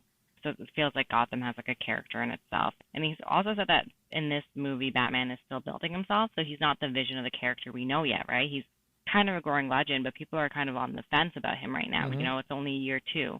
So like the public is largely kind of afraid of him. So I think that's really interesting because he said it's not an origin story, but it'll like obviously touch on his origins, which I think is cool. Yep. Yeah, no, for sure. And did you guys pick up on like that Matt is definitely a genuine fan of Batman and he appreciates and he understands the mythos for and sure. Yeah, good. Yeah, I felt the same way, man. I think that's important, especially with a character with the longevity that Batman has, you know, and the history that he has. You know, these are characters where you know, if you come into this sandbox, you got to be prepared to do it right. And I think from what I saw in the trailer, I think he's definitely doing it right so far. So some of the things I want to touch on is the murders that are happening are at the hand of the Riddler, obviously, which is being played by Paul Dano. And apparently Paul has got this version of the Riddler that we've never seen before. So I don't think it's like, you know, a green bowler and a cane with a fucking question mark on it. It's something very rooted in reality. I hope he has the cane, though, if I'm being honest. Yeah. He won't have it. That's kind of synonymous with him, in my opinion. He won't have it. I could see the cane being the most realistic thing you could bring like from they've done costume. done really weird versions of the Riddler in non-silver screen. Like the Batman had like my favorite version of the Riddler, which is like a super serious dude, and he still had the cane, and it still was completely different from the other Riddlers, from like normal like canonical Riddlers. But I thought like the cane kind of tied him together with like from what we know from him. But yeah, like I'm really excited to see. I mean, like if you're gonna be a detective Batman, Riddler's really the only enemy for you, right? Because that's the ultimate thing that's gonna test your detective skills. Yeah, or Professor Pig or one of those kind of like weird kind of mentality type characters, you know, some type of psychopathy is always a good kind of thing to have in a detective story. But like clearly it's the Riddler because he's leaving riddles for Batman. His handwriting is atrocious, by the way. I just want to point that out. But it's, you know, it's exciting because I think that Matt Reeves is trying to craft a story where not only are we going to get this detective story, but this detective story is going to draw a string back to the Wayne family legacy and into Gotham's corruption, like this history of corruption in Gotham. And clearly Gotham is going to play a very large role in this story, which I'm super excited for.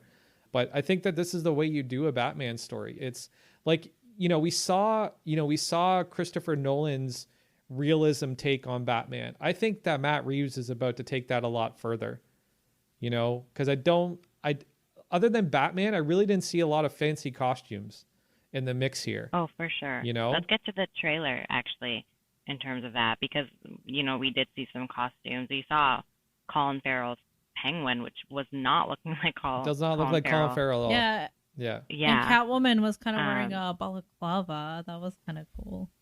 With like little, like tiny, like corner ears, like not even ears, But apparently Catwoman, Riddler, and Penguin haven't evolved into the characters that we've come to know yet. So again, it goes back to what Reeves is doing with Bruce and with Batman. It's a very early stage for all of these characters, which is kind of interesting to kind of see their genesis. So what'd you guys think of the music choice for this trailer? I don't remember what the music was. Sorry, Frank. It was Nirvana. Oh, yeah. Okay, yeah. No, yeah, that was a good song, actually. It was like a nice, slow... I think it was the live version of the Nirvana song, actually, so... Yeah, I was like, holy shit, like, who are you, dude? Like, you went and picked a Nirvana song?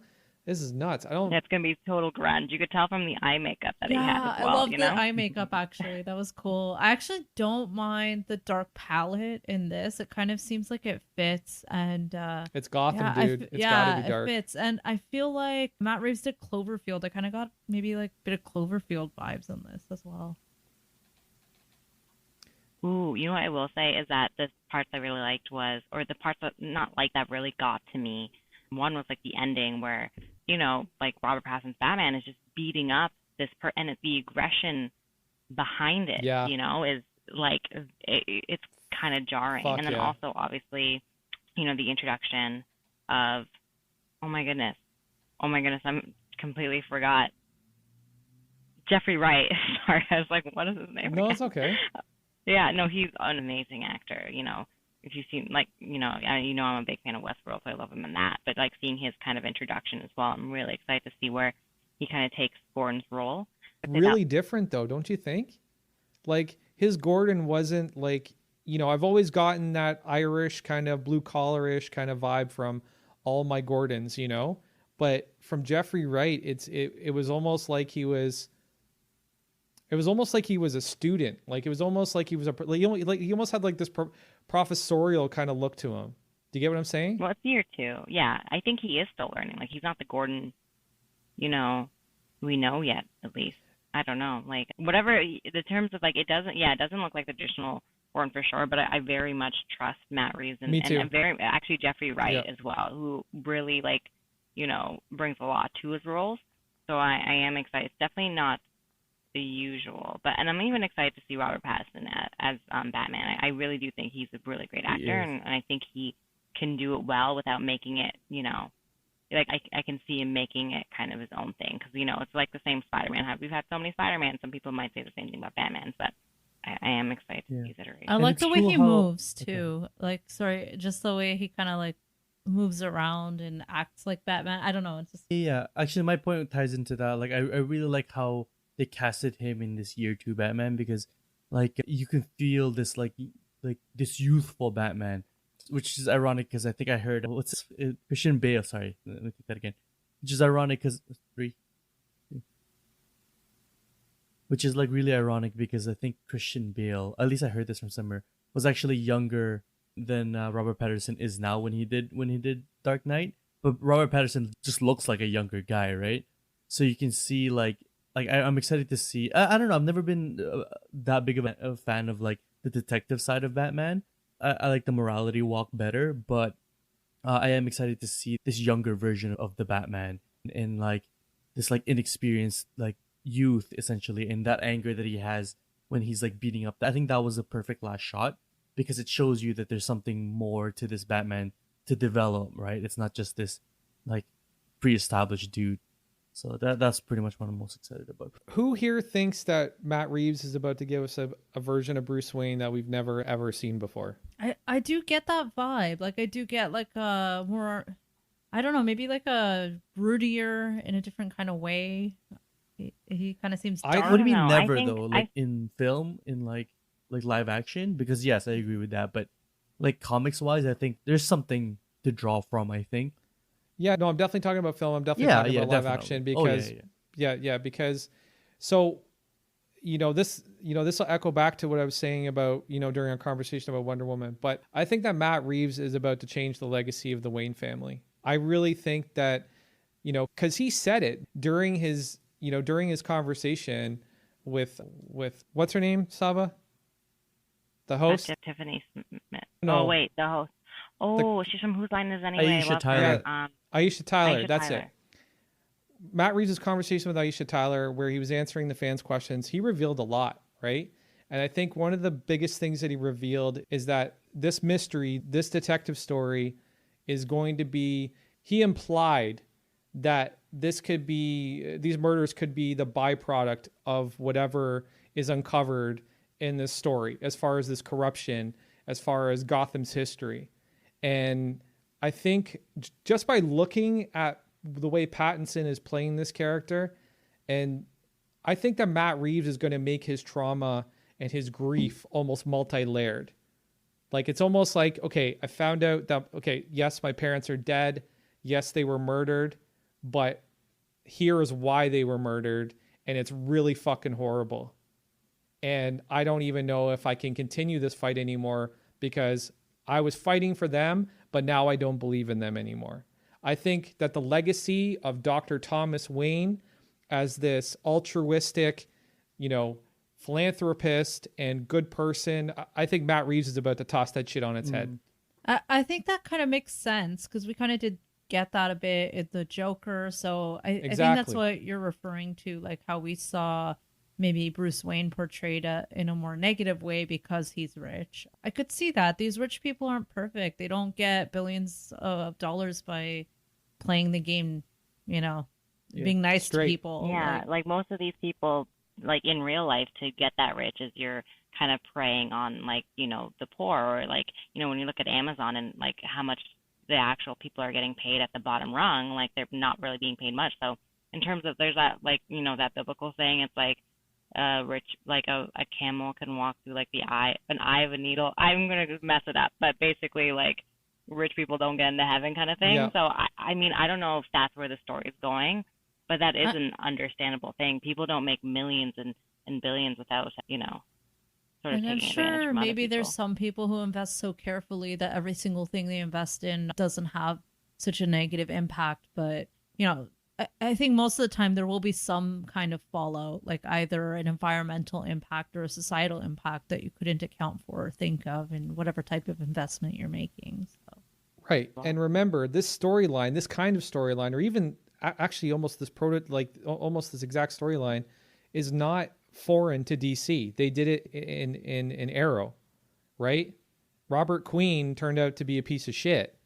Right. I don't know if they're going to make him a piece of shit or his family a piece of shit. I think they're just going to kind of question how they got rich and maybe something like that. I think they're going to put a lot of dark skeletons in that closet. Yeah, the thing with that is that I think you can tell a really good story that way, where it's like there's a revelation that like that instead of living up to them, he has to break off from like he has to be a good person despite of them. But they really have to change up. I mean, obviously, they're going to have to change up his kind of journey into Batman because that's always been Bruce Wayne's, like, at least backstory-wise, that's always been Bruce Wayne's thing. Especially with Alfred, it's like Alfred's always questioning whether or not he's living up to the legacy of his parents. And they would essentially very easily could just flip the script where it's just like, yeah, like you don't have to live up to their thing. You have to do better than them now, right? It will be a very different Batman, I agree. And as to your other point, like, the thing is, like a creator like this can definitely change the dynamic and the backstory of a certain character, but that's kind of the beauty of it. Because like I was just talking about this actually with my friend Calder, is that like these characters have like an elasticity to them where they just eventually default back to what we know in the comics and the source material. and them making like a leap like this might not be such a bad thing. Yeah, I'm so bored of that scene with the pearls coming off his mom's neck. Like, I don't ever want to see that again. Doing something new is definitely good, but not to worry, because I think there's like a certain elasticity to them. They'll snap back to like whatever which is kind of the beauty of it too. I'm not saying it's a bad thing or a negative thing. I'm just saying, like, I think if you really understand Matt Reeves' work, he's a brilliant tracks, yeah, he's a brilliant auteur, and I really think that these are the kind of things that he likes to explore. You know, he's not going to give you, you know, even a 2-dimensional character. He's going to give you a 5 or 6-dimensional character. And if he's doing this, it's because he has a different take on the character. There's no point. Definitely. Like, he's basically competing with the Dark Knight trilogy, and everyone loves that trilogy too. So you have to do something somehow different to catch people's attention and make them love your movie too. So. Yeah. And if you watch the trailer very closely, there's actually a couple hints here that Bruce has done something. Well, there's actually more than a couple. Like, apparently they confirmed that his suit is homemade, right? Yeah, I like that. If he's this multi-billionaire, why is his suit homemade, right? So what I think we're going to see happen is Bruce Wayne is going to become disillusioned with his own wealth, his own privilege, and that's going to play a part in his transformation into the Batman. And if you look at the scene with the Batcave, where he's kind of rolling in on that motorbike, it looks like an abandoned fucking subway station. It doesn't even look like it's under the house. Maybe he needed a hobby to help him deal with his grief, so he started building. Actually, wait a second. Hold on. It's only been like a year and a half, I think, really, since he's become Batman. So we're still in like the inception. If you actually watch the trailer, his Batcave is like this. It doesn't even look like it's under the house. It doesn't even look like it's anywhere near the house. I almost think it's in that cemetery that we've been seeing in the photos. Yeah, it looks like it's in a park or something. Yeah. Yeah, like it's almost like he dug into like some crazy ass mausoleum or something, because it just doesn't have the look of the traditional. He could buy a traditional mausoleum. He has the money, so. Yeah, true, right? And honestly, this would be very like Brandon Lee and the Crowish, but if he's operating out of a fucking cemetery, that's some dark ass shit, dude. Yeah. That's some really dark ass shit. But yeah, anyways, this movie looks super awesome. I'm super excited for it. You know, I really think that everything that we're getting from the trailer in terms of the cast, in terms of the story. Oh, the one other thing I wanted to point out, when Catwoman's doing that robbery, she's behind police lines. Like, it looks like she's in the murder scene stealing something. Yeah. So I think that's going to play into something. That could be part of her character. She's stealthy. Yeah, I think she's just there to, like, you know, she's probably stealing information, because I think, again, this thing is not only about murder, but I think it's about secrets. So anyways, but yeah, any final thoughts on DC Fandome or the Batman or any of the movies, guys? No, just I'm really excited now for the stuff that's coming out. I got to see a bit more about things I maybe wasn't that interested in. So definitely more interested in something like Black Adam. So yeah. Cool. Awesome. No, yeah. I'm the same. I'm totally the same. Okay, cool. Well, guys, I think that's about a wrap for our DC Fandome recap episode. We really had fun doing this. These movies, these trailers, all the information we got, you know, we're still coming down from this because it was just so monumental and just so amazing. So I think we're going to sign off here. But before we do, just kind of, if we could ask you for one favor. So if you could drop us a review at Podchaser, Stitcher, or Apple Podcasts, it would be greatly appreciated. Your feedback is important in what we do when we're trying to improve the show. We take it into consideration as we look in ways to improve the show. So if you could let us know how you feel, that'd be great. Tell your friends about the show too. Let them know about it. Send them a link. We'd love to be friends with you and your friends. So we're going to sign off here.